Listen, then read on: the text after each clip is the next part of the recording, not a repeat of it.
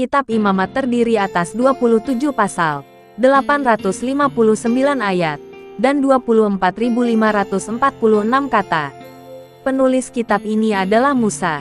Tema kitab Imamat adalah kekudusan, mendekati Allah melalui darah, dan pentingnya kesucian. Waktu penulisan berkisar antara 1445 sampai 1405 sebelum Masehi.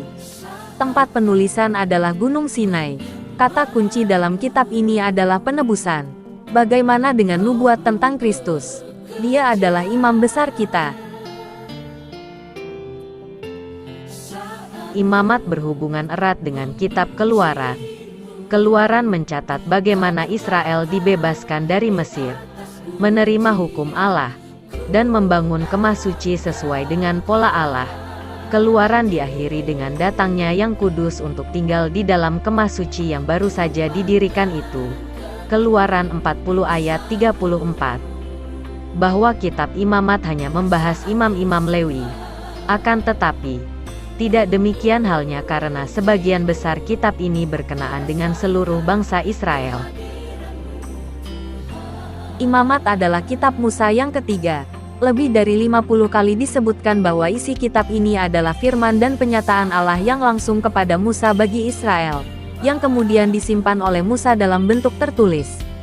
Yesus mengacu kepada sebuah bagian dalam kitab Imamat dan menghubungkannya dengan Musa, Markus 1 ayat 44. Rasul Paulus mengacu kepada suatu bagian dalam kitab ini dengan mengatakan, sebab Musa menulis.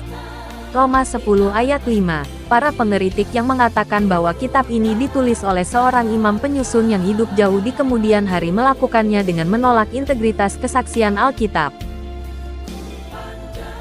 Kitab Imamat ditulis untuk mengajar bangsa Israel dan para imam perantara mereka mengenai cara menghampiri Allah melalui darah pendamaian dan untuk menjelaskan standar kehidupan kudus yang ditetapkan Allah bagi umat pilihannya.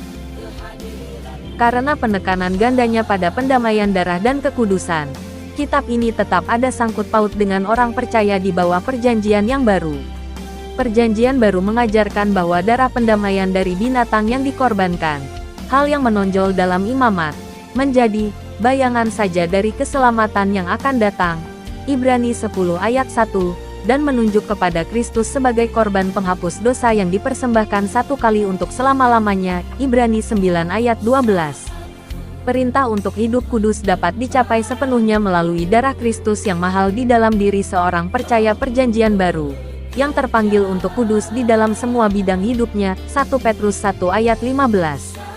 Hukum terbesar kedua sebagaimana dinyatakan oleh Yesus diambil dari Imamat 19 ayat 18.